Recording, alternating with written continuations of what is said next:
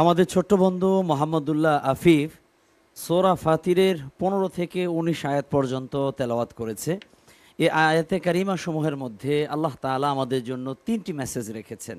প্রথমত হচ্ছে যে মানব জাতির দুর্বলতা এবং আল্লাহ সুবহানাহু ওয়া তাআলার পরিপূর্ণ শক্তি আয়াত সমূহের মধ্যে উল্লেখ হয়েছে।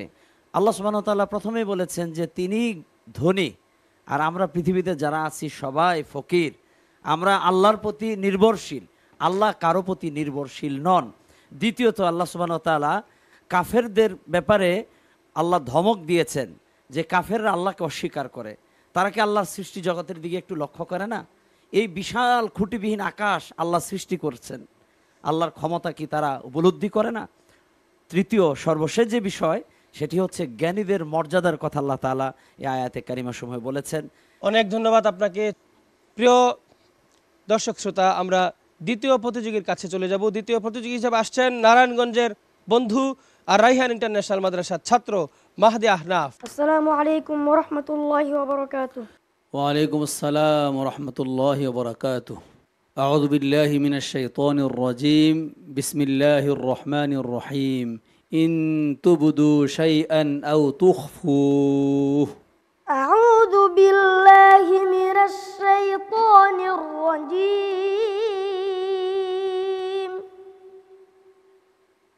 বিসমিল্লাহির রহমানির রহিম।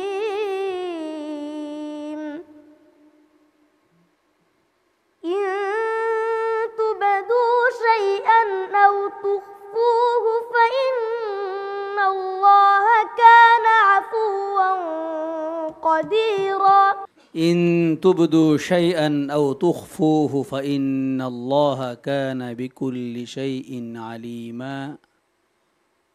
إن تبدوا شيئا أو تخفوه فإن الله كان بكل شيء عليما. لا جناح عليهن في آبائهن ولا أبنائهن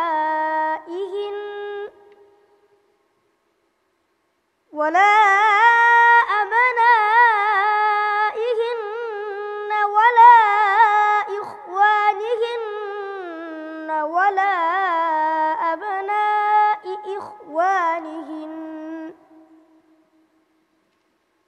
ولا أبناء إخوانهن ولا أبناء أخواتهن ولا أبناء أخواتهن ولا نسائهن ولا ما ملكت أيمانهن واتقين الله إن الله كان على كل شيء شهيدا. إن الله وملائكته يصلون على النبي يا أيها الذين آمنوا صلوا عليه وسلموا تسليما. حسبك. صدق الله العظيم.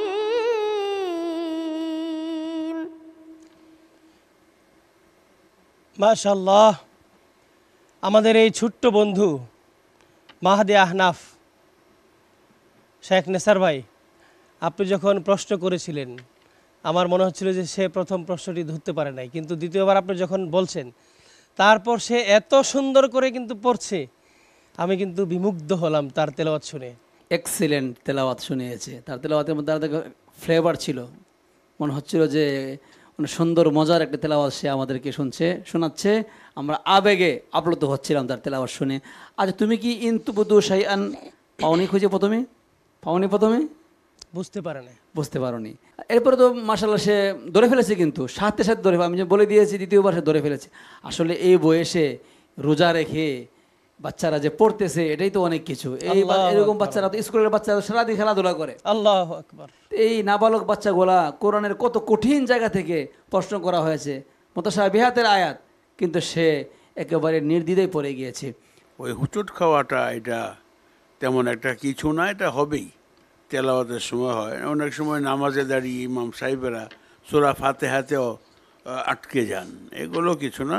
আলহামদুলিল্লাহ, আল্লাহ তোমাকে কবুল করুন। দোয়া থাকলো, এগিয়ে চলো, ইনশাআল্লাহ আল্লাহ তোমাকে কবুল করবেন।